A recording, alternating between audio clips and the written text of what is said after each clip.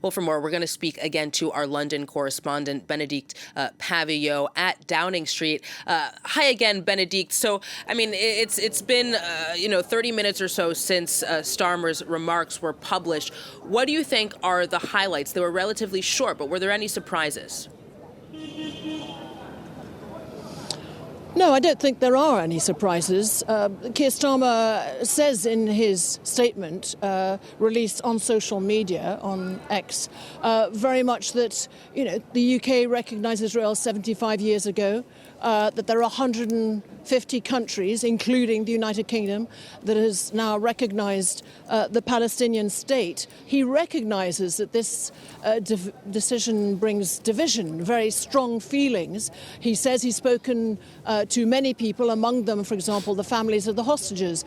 So he's clearly saying, look, I've taken everything into account, but now was the time to act. He talks about reviving the hope of peace for the Palestinians and Israelis and a two-state solution, and that is why it was important that this be done today.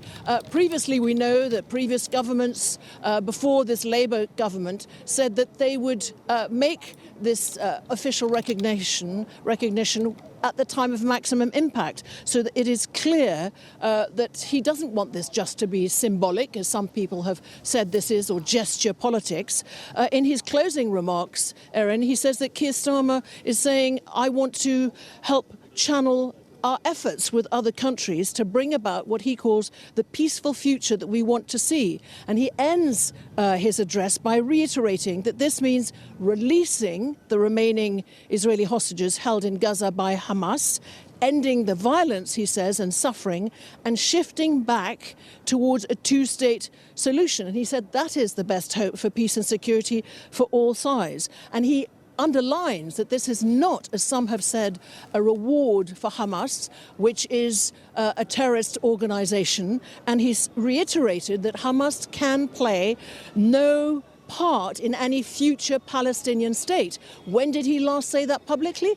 He said it last Thursday while he had President Trump next to him at that joint press conference. Now, Benedict, you have been speaking as well to the Palestinian mission to the United Kingdom about this announcement, notably Ambassador Hussam Zemlot. What have you been hearing from them? Yes, so they acknowledge that this is a historic decision to formally recognise the state of Palestine.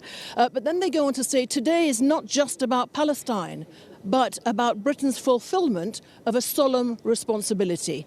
I'm quoting, "This long overdue recognition marks an end to Britain's denial," they say, "of the Palestinian people's inalienable right to self-determination, freedom and independence in our homeland. It marks an irreversible step towards justice, peace and the correction," they say, "of historic wrongs, including Britain's colonial legacy," they say, the Balfour Declaration, and, still quoting, its role in the dispossession of the Palestinian people. They say the recognition must now be followed by action. They say it's a foundational step, but there really must be action. It cannot continue.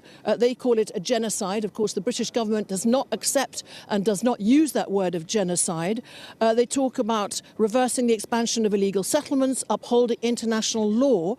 They say there need to be adoption of comprehensive sanctions, a full arms embargo and accountability for those responsible of war crimes. And he concludes, Dr. Zomlot concludes, today marks the opening of a new chapter. We will continue to work with partners in the UK and around the world towards the realisation of a free, sovereign and thriving state of Palestine and the fulfilment of all the rights of our people, freedom, equality and a just resolution for Palestinian refugees in accordance with international law.